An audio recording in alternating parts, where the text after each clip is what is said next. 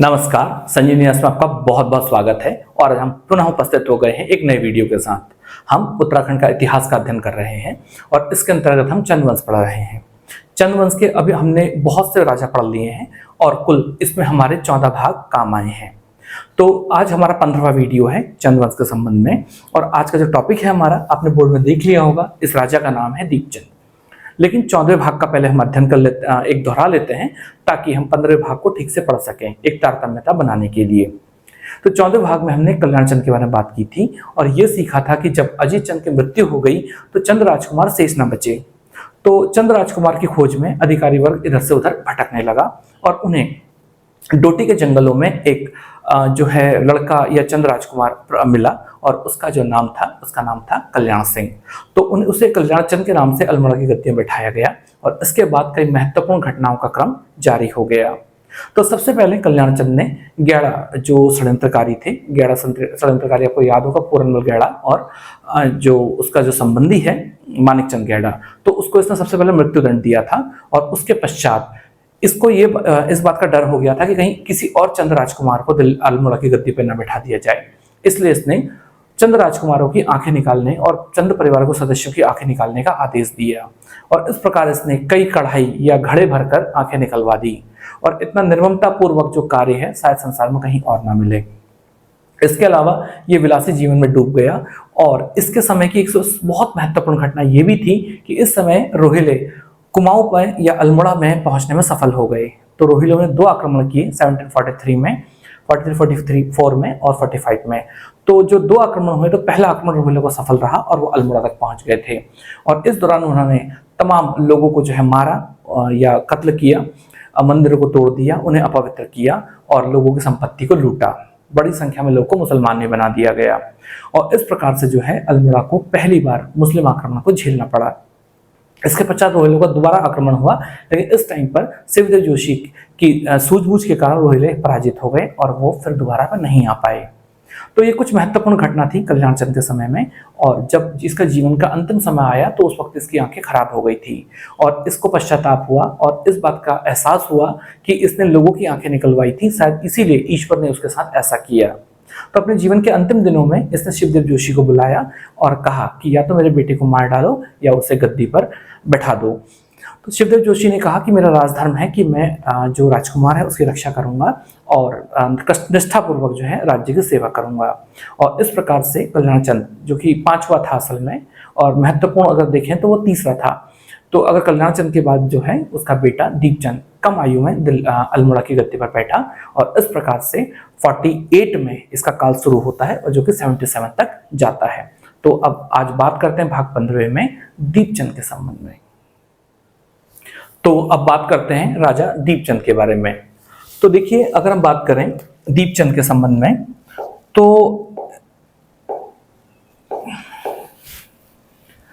तो ये जो दीपचंद थे ना, दीपचंद, आशा करता हूं कि आपको ये फॉन्ट समझ में आ रहा होगा। मैंने थोड़ा पतला फॉन्ट लेने की कोशिश की है ताकि हमें सारी चीजें ज्यादा से ज्यादा लिखी जा सकें। तो दीपचंद ना, ये बहुत ज्यादा सरल और सीधे स्वभाव का शासक थे। सीधे स्वभाव के शासक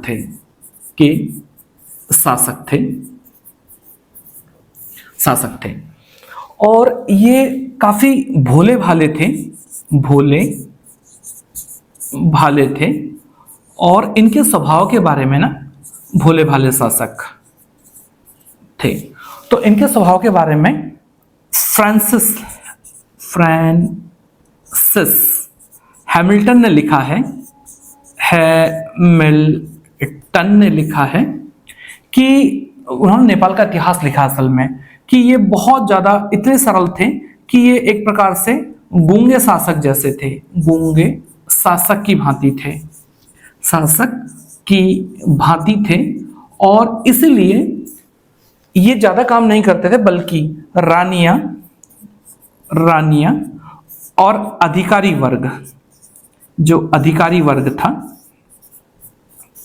वर्ग तो वही शासन की तमाम शक्तियां अपने हाथ में रखता था। इसके अलावा तो जो दीपचंद थे तो जो कुमाऊं कमिश्नर थे ट्रेल, तो उन्होंने लिखा है कि ये बहुत ज्यादा सरल स्वभाव के व्यक्ति थे और लोगों से बड़े प्यार से मिलते थे, प्रेम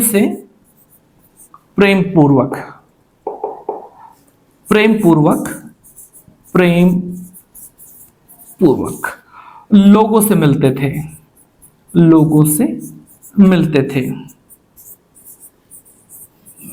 थे। अच्छा, तो दीपचंद की खास बात यह है ना कि दीपचंद ने 36 जागीरें विभिन्न मंदिरों को दान में दी थी और इसकी पूरी सूची ट्रेल देते हैं। और यह भी कहा जाता है इनके बारे में कि ये किसी से ना नहीं कहते थे और इसलिए लोग इनसे बहुत ज्यादा प्रसन्न भी रहते थे। इनमें कोई घमंड अहंकार वाली बात नहीं थी। तो ये तो हो गया राजा दीपचंद के स्वभाव के बारे में कुछ बातें।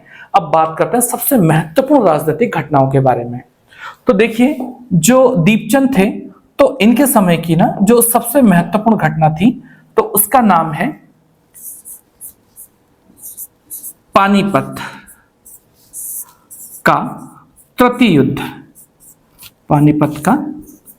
युद्ध। तो तृतीय युद्ध के बारे में अगर हम बात करें तो इतिहास के विद्यार्थियों को ठीक से पता होगा, यह 1761 में हुआ था। तो ध्यान से सुनिएगा, इस काफी कुछ सीखने लायक है हमारे पास इस युद्ध के लिए। तो हुआ यह था कि अगर हम इसके बारे में बात करते हैं तो देखिए,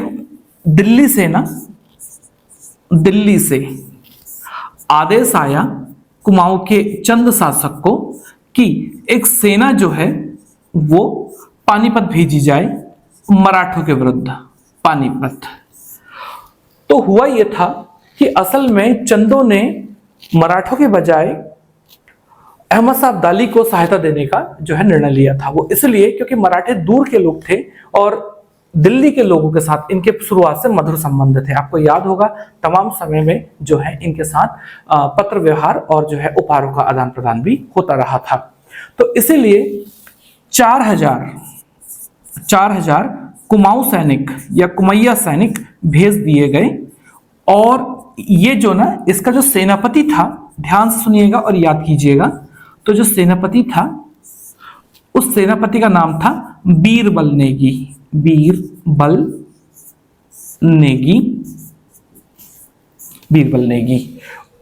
और अगर इसके अलावा अगर हम बात करें, उप सेनापति उसका नाम था हरिराम।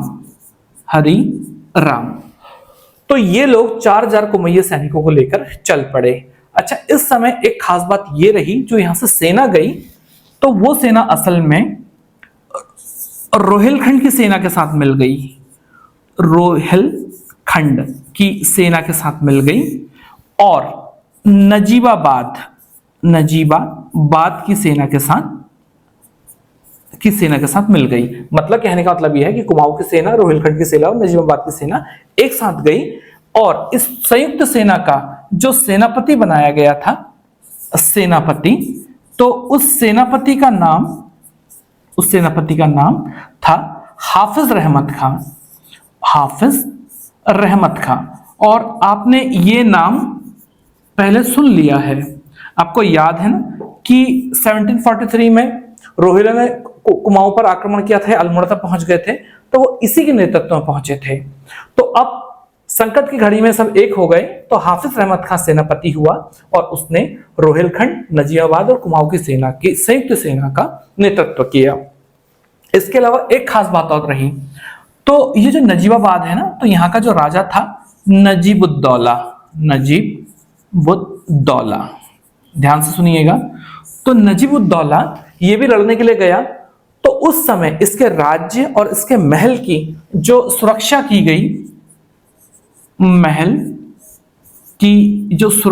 गई, तो ये सुरक्षा शिवदेव जोशी के बेटे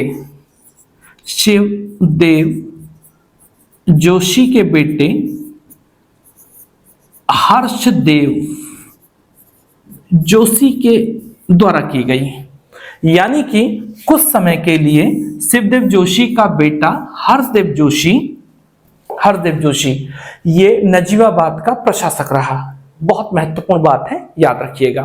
अच्छा, इसके अलावा और क्या खास बात है इसमें? तो इसके अलावा खास बात वो ये है, प्रशासक रहा। तो युद्ध हुआ, और जब युद्ध हुआ तो उस टाइम पर बीडी पांडे लिखते हैं, कहते हैं कि जब लड़ाई हो रही थी तो उस टाइम पर ये जो हाफिज अहमद खां है, तो इसका एक बेटा था जिसका नाम था इनायत खां। तो ये जो इनायत खां है, तो इसके ऊपर मराठों की एक टुकड़ी टूट पड़ी, और उस टाइम पर इस टुकड़ी को कुमैया सेना ने तितर-बितर कर दिया। और इसके अलावा जब ये युद्ध हो रहा था तो ये जो कुमाऊं के सैनिक हैं, ये बाण नाम का एक विशेष प्रकार का हथियार चलाते थे। और ये जो बाण है, जब ये चलता था उस टाइम पे शेर या बादल की भांति गरजने की आवाज आती थी,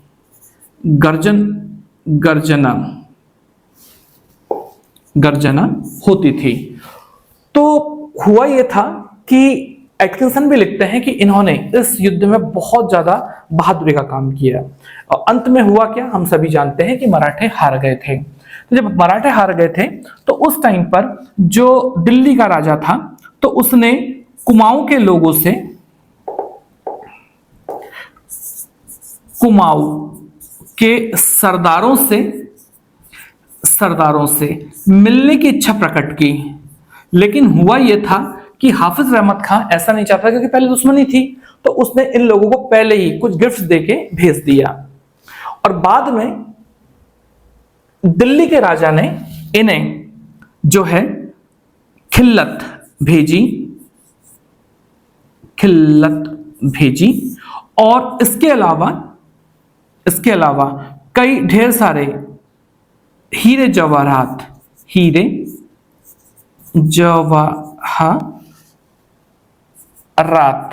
भी भेजे। अच्छा, इसके अलावा एक खास बात यह है कि दिल्ली के राजा ने एक मकना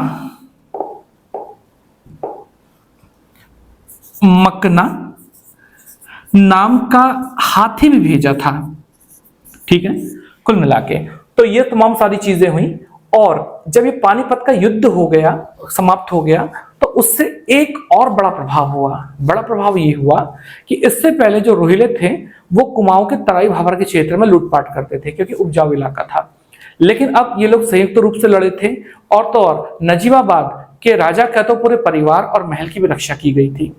इसलिए अब जो है कुमाऊं और रोहिलखंड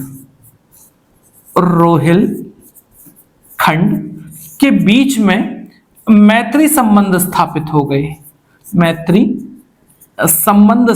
हो गए, और फिर रोहिलों ने यहां आक्रमण नहीं किए। इसके अलावा नजीबाबाद में क्या हुआ था, तो नजीबाबाद के साथ भी ऐसे ही हो जाएगा।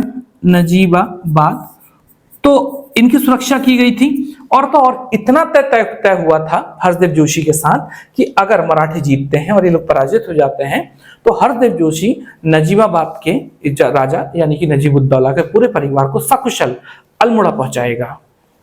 इसके अतिरिक्त जो मुरादाबाद है, तो मुरादाबाद का जो शासक है उसका नाम है दूधे खां।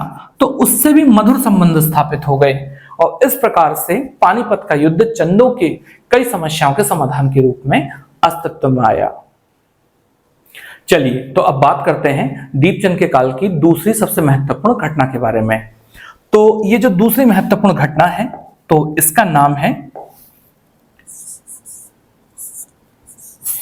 फर्त्यालों का गदर।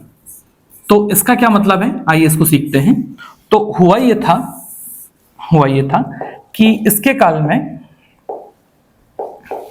देखिए, तो हम पहले एक बार सीख चुके हैं, अगर आपको याद हो, तो चंद राज्य में दो धड़े थे या ग्रुप्स थे जिनमें राज्य की सुरक्षा थी। तो एक का नाम था मेहरा समूह या धड़ा, और दूसरे थे फर्त्याल। फर्त्याल। तो हुआ यह था कि दीपचंद के काल में इन फर्त्यालों ने कई षड्यंत्र रचे, जिससे राज्य का माहौल बहुत ज्यादा खराब हो गया। तो एक मेहरा ग्रुप है, जो ये फर्त्याल थे, तो इन्होंने क्या किया, तो इनका उद्देश्य था कि दीपचंद को गद्दी से हटाना है, और एक चंद राजकुमार है जिसका नाम है अमर सिंह रौतेला, या अमर सिंह रौतेला। तो अमर सिंह रौतेला को ये अल्मोड़ा की गद्दी पर बैठाएंगे। तो जब ये षड्यंत्र हुआ, तो उसके बाद इन षड्यंत्रकारियों को शिवदेव जोशी ने इस षड्यंत्र को कुचल दिया, और ये जो फर्त्याल थे तो ये कहां की ओर चले गए, ये डोटी की ओर भाग गए जान बचाकर। ठीक है। अच्छा, उसके बाद फर्त्याल यही नहीं रुके, जो बाकी फर्त्याल थे तो उनका यह मानना था कि हमारा जो षड्यंत्र है वो तो असफल हो गया, लेकिन अगर हम बाहर से सहायता लें तो काम बन सकता है। तो इन लोगों ने क्या किया, यह है उत्तराखंड, तो हमें पता है कि ये गढ़वाल वाला इलाका है, ये कुमाऊं वाला इलाका है। तो गढ़वाल में इस टाइम पे पावार राजा प्रदीप्त शाह या प्रदीप शाह था, प्रदीप्त शाह या प्रदीप शाह था। तो अब क्या हुआ, तो अब ये हुआ कि जो ये प्रदीप शाह है, तो इन फर्त्यालों ने जो है इनसे सहायता मांगी। तो हुआ क्या था, थोड़ा सा हम पीछे चलते हैं। तो मेहरा समूह का एक अधिकारी था जिसका नाम था जय कृष्ण जोशी। तो ये किसी बात से नाराज होकर फर्त्यालों के साथ मिल गया, और इन्होंने मिलकर षड्यंत्र रचा। षड्यंत्र वही था कि बाहर से सहायता, प्रदीप शाह से सहायता मांगकर यहां पर दीपचंद के राज्य को समाप्त करना।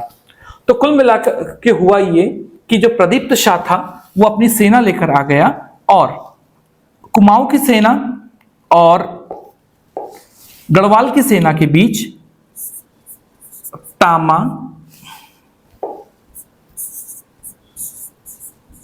ढौन का युद्ध हुआ। ठीक है ना, युद्ध हुआ। देखिए नाम बहुत इंपॉर्टेंट, सारे इंपॉर्टेंट नाम आपके एक एक करके आते जाएंगे कहानी में, बस इनको ध्यान दीजिएगा। और आप ये भी अनुभव कर रहे होंगे कि ये नाम सामान्यतः हमने नहीं सुने होते हैं। तो तामाढौन का युद्ध हुआ, किस किस के बीच हुआ है, यहाँ पे दीपचंद है और वहां पे कौन है, प्रदीप्त शाह। तो इस युद्ध में शिवदेव जोशी ने ना गढ़वाल की सेना को पराजित कर दिया। गढ़वाल की सेना पराजित हो गई। और उसके बाद क्या हुआ, तो जो राजा प्रदीप्त शाह है वो जान बचाकर भागा। लेकिन जिस टाइम पे वो जान बचा के भाग रहा था, तो उस टाइम पे शिवदेव जोशी ने उस राजा को कुछ नहीं किया, क्योंकि युद्ध के नियम ये होते हैं हिंदुओं में मुख्यतः कि भागता हुआ राजा जब पीठ दिखाता है तो मतलब पीठ के ऊपर वार नहीं करते। तो जब राजा अपने राजधानी में पहुंचा तो उसे बहुत ज्यादा क्रोध आया। क्रोध इसलिए आया क्योंकि उसकी बहुत बुरी हार हुई थी, और राजा ने कहा कि मैं कलंगी, मोती, नेगा, ये आभूषण राजा के, इनको तब तक नहीं पहनूंगा जब तक कि मैं कुमाऊं के राजा को पराजित नहीं कर दूंगा। लेकिन वहीं दूसरी ओर उसने बहाने वाला, एक दिखावा वाला पत्र भेजा कुमाऊं के राजा को, और उसमें लिखा कि शिवदेव जोशी ने अच्छा काम किया कि उसने युद्ध के नियम का पालन किया, और इसलिए ऐसा देखकर मुझे अच्छा लगा। लेकिन तभी कुमाऊं से फिर एक पत्र गया गढ़वाल के राजा को, ये कहते हुए कि आपने जो पत्र लिखा वो तो अच्छा लगा हमें भी, लेकिन जो आपने कसम खाई है कि हमें जब तक नहीं हरा देंगे तब तक आभूषण नहीं पहनेंगे, ये बात मैच नहीं करती। यानी आपकी कथनी और करनी अलग अलग नजर आती है। इस बात से गढ़वाल का राजा शर्मिंदा हुआ, और अब उसने खुले मन से जो है वास्तविकता को स्वीकार कर लिया। उसने अपनी पगड़ी राजा दीपचंद के पास भेजी अपनी पगड़ी को बदलने के लिए। इसका मतलब यह था कि वह सच्चे मन से चंद राज्य से दोस्ती करना चाहता है, और राजा दीपचंद ने भी अपनी पगड़ी भेज दी। इस प्रकार पगड़ी को आदान प्रदान हुआ। फिर राजा प्रदीप्त शाह ने एक पगड़ी और भेजी शिवदेव जोशी के नाम, और यह कहा कि जब तक मैं शिवदेव जोशी जिन्होंने मेरी जान बचाई, अगर उनको धन्यवाद ना कहूं, पगड़ी ना बदलूं, तो मेरे मन को शांति नहीं मिलेगी। और इस प्रकार से शिवदेव जोशी ने भी अपनी पगड़ी भेजी। और कुछ समय के लिए, इंपॉर्टेंट बात है, ध्यान से सुनिएगा, कि गढ़वाल और कुमाऊं के मध्य शांति स्थापित हो गई, जो कि हमेशा से लड़ते रहते थे। तो ये भी मान लीजिए इंपॉर्टेंट क्वेश्चन बन जाता है कि किस राजा के टाइम पे, किन राजाओं के टाइम पे कुमाऊं गढ़वाल के बीच में शांति रही। ठीक है, चलिए अब आगे बात करते हैं। फर्त्यालों का ये दाव भी जो है गलत हो गया, यानी असफल हो गया। उसके बाद एक बार क्या हो गया कि जो शिवदेव जोशी हैं, तो शिवदेव जोशी को एक पत्र मिला, उनके हाथ लग गया था फटे हुए पत्र टुकड़े के रूप में, लेकिन जब उनको जोड़ा गया तो पता चला कि उनके विरुद्ध जो है षड्यंत्र रचा जा रहा है। और ये जो षड्यंत्र है, फर्त्याल तो थे ही थे, तो फर्त्यालों का ना जो नेता था, फर्त्यालों का नेता वो काली कुमाऊं का रायमल बूढ़ा था। बूढ़ा मतलब एक अधिकारी है, रायमल बूढ़ा था। तो फर्त्यालों ने रायमल बूढ़ा के नेतृत्व में, और इसके अलावा जो ये दनिया या झिझाड़ के जो जोशी थे, इन लोगों ने मिलकर शिवदेव जोशी को रास्ते से हटाने का प्रयास किया। तो ये फर्त्याल और जोशी मिल गए आपस में, तो ये पत्र से पता चला। तो शिवदेव जोशी जो है सुरक्षा के वश अल्मोड़ा पहुंचा। एक बार वो शौचालय जा रहा था रात को, तो एक सैनिक उसको मारने के लिए आया और शिवदेव जोशी ने उसको पकड़ के पूछा, तो उसने बताया कि फर्त्याल ने भेजा है, और उसको मार के भगा दिया गया। फिर इसके बाद एक बार क्या हुआ कि एक बार शिवदेव जोशी अपने खेमे में बैठे हुए थे, यानी टेंट में बैठे हुए थे। तो उस टाइम पे एक अधिकारी आया, और इस अधिकारी का नाम था किशन सिंह नेगी। तो ये जोशी के साथ आया हुआ था नेगी, ठीक है ना। और अब ये लोग जो है शतरंज खेलने लगे। तो जब शतरंज खेलने लगे तो उस टाइम पर यह योजना बनाई गई थी कि जैसे ही जो है ये षड्यंत्रकारी मात शब्द यूज करेंगे, तो तुरंत एक सैनिक जो है शिवदेव जोशी को मार डालेगा। देखिए शिवदेव जोशी भाप गए, और कुल मिला के उन सैनिकों को पकड़ के मार डाला गया। अब मारा भी कैसे गया, ये भी एक बहुत अच्छा और रोचक टॉपिक है, और मारा भी है। तो जो शिवदेव जोशी हैं, तो उनके अब क्रोध की कोई सीमा नहीं रही। तो उन्होंने क्या किया, जितने भी फर्त्याल और बाकी लोग थे, जोशी जो थे, तो फर्त्याल और जोशी, तो इन लोगों को जीवित ही बोरों में पैक करवाया गया, बोरों में बांधा गया, और उसके बाद सुयाल नदी में ले गए। तो अगर आप इसको जरा ध्यान से देखें, सुयाल नदी में ले गए। और इसके अलावा एक बात और आपको याद, अभी बागेश्वर में एक जगह है जिसका नाम है बागेश्वर, है ना, जगह है जिसका नाम है बाली घाट। तो बाली घाट में इनको लेके गए, और इस जगह से बोरों भरे हुए जीवित लोगों को ही नीचे नदी में फेंक दिया गया, और जिंदा ही उनको मार दिया गया। तो बीडी पांडे लिखते हैं कि इतना नृशंस, जो क्रूर जो कार्य है, शायद इतिहास में इसका कोई एग्जाम्पल ना हो। तो कुल मिलाकर शिवदेव जोशी ने बहुत ढेर सारे लोगों को मार डाला। तो इसके एक अच्छा और एक बुरा प्रभाव हुआ। तो एक अच्छा प्रभाव तो ये हुआ कि लोगों में आतंक फैल गया। बुरा प्रभाव ये हुआ कि विद्रोह कुचलने के बजाय विद्रोह और बढ़ गए थे, क्योंकि शिवदेव जोशी ने एक सीमा से आगे जाके जो है हिंसा की थी। और तो और हुआ ये था कि शिवदेव जोशी अपनी की हुई हिंसा से खुद सदमे में आ गए थे, और कुछ समय के लिए वो सुन्न पड़ गए।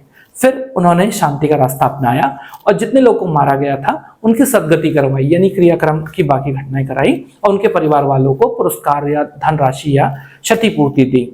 लेकिन फिर भी अगर इतनी बड़ी घटनाएं हो जाएं तो क्रोध कहाँ शांत रहता है। तो एक बार जो शिवदेव जोशी हैं, शिवदेव जोशी, तो वो अपने महल में थे काशीपुर में। तो जब ये अपने महल में या किला कहें आप, तो उस टाइम पे 500 सैनिकों ने इनको घेर लिया। 500 सैनिकों ने इनको घेर लिया, और जब 500 सैनिकों ने घेर लिया तो उस टाइम पे स्थिति षड्यंत्र इसी तरह से किया गया था कि ये किसी की सहायता भी नहीं बुला पाए। तो परिणाम ये हो गया कि शिवदेव जोशी ना, और शिवदेव जोशी की ये जो है हत्या करने के लिए जब ये लोग आए तो वीरतापूर्वक लड़े, लेकिन फिर भी शिवदेव जोशी की हत्या कर दी गई इनके 2 पुत्रों के साथ। ठीक है। और लेकिन एक पुत्र और था इनका जिनका नाम था हर्षदेव जोशी, हर्षदेव जोशी। तो ये बच गया और बाकी 3 लोगों की हत्या हो गई और इस प्रकार से एक महत्वपूर्ण अधिकारी और उसका अध्याय समाप्त हो गया। चलिए अब देखते हैं कि अगली महत्वपूर्ण राजनीतिक घटना क्या है। तो हुआ यह है कि हर्षदेव जोशी के पिता यानी कि शिवदेव जोशी और इसके अलावा उनके 2 पुत्रों की हत्या कर दी गई थी। अच्छा, पुत्रों के नाम भी लिख लेते हैं यहाँ पे। पुत्रों के नाम हैं हरि निधि जोशी और जय देव जोशी। तो अब हुआ ये है तो इनकी हत्या कर दी गई है लेकिन हर्षदेव जोशी बच गया। तो जब हर्षदेव जोशी बच गया तो अब क्या हुआ? तो हुआ यह था कि हमें पता है कि जो राजा दीपचंद है वो सीधा साधा राजा है। तो शासन की जो समस्त शक्तियां हैं ना वो हर्षदेव जोशी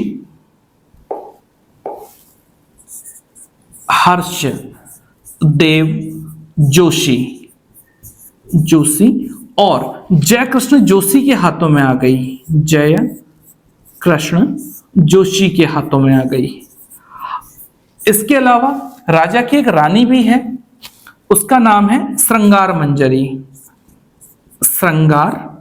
मंजरी। इसके अलावा एक व्यक्ति है जिसका नाम है परमानंद बिष्ट। इसके अलावा 2 लोग और हैं, अभी बात करेंगे सभी के बारे में। एक का नाम है मोहन सिंह और एक का नाम है लाल सिंह।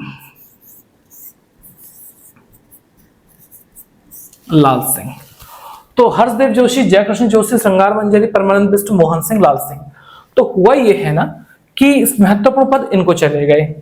अब ये जो श्रृंगार मंजरी, तो अब इनके बारे में बात करते हैं। तो ये क्या है?